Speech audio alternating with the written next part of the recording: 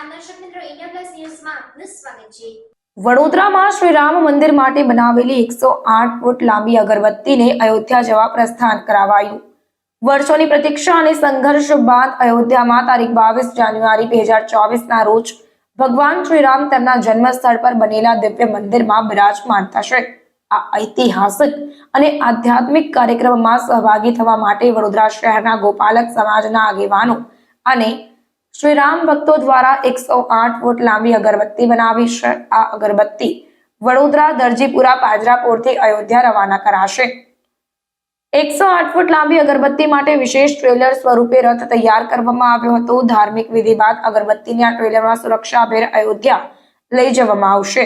આશરે 1200 કિલોમીટરનું અંતર કાપીને અગરબત્તી અયોધ્યા પહોંચશે। આ અગરબત્તી તૈયાર કરનાર વડોદરાના ગોપાલક વિહાભાઈ ભરવાડે કહ્યું કે શ્રી રામ મંદિર માટે તૈયાર કરેલી આ અગરબત્તીનું વજન 3500 કિલો છે। અગરબત્તી 108 ફૂટ લાંબી અને 3.5 ફૂટ પહોળી છે। અગરબત્તીમાં ગુગળ, કોપરાનું છીણ, જવ, 280 કિલો તલ, ગીર ગાયનું શુદ્ધ ઘી, હવન સામગ્રી અને ગીર ગાયના છાણનો પાવડર ઉપયોગ કરવામાં આવ્યો છે। આ અગરબત્તી 47 દિવસ સુધી અખંડ ચાલશે।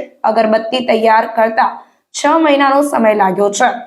આ કાર્યક્રમમાં પરસોત્તમ રૂપાળા, સાંસદ, મેયર, રાવપુરા વિધાનસભાના ઉમેદવાર બાળકૃષ્ણ શુક્લ, ગુજરાત સરકારના મુખ્ય દંડક, સ્થાનિક નગરસેવકો સાથે અધિકારીઓ ઉપસ્થિત રહ્યા હતા અને 108 ફૂટ લાંબી અગરબત્તીને વૈદિક મંત્રોચ્ચાર સાથે અયોધ્યા જવા માટે રવાના કરવામાં આવી હતી।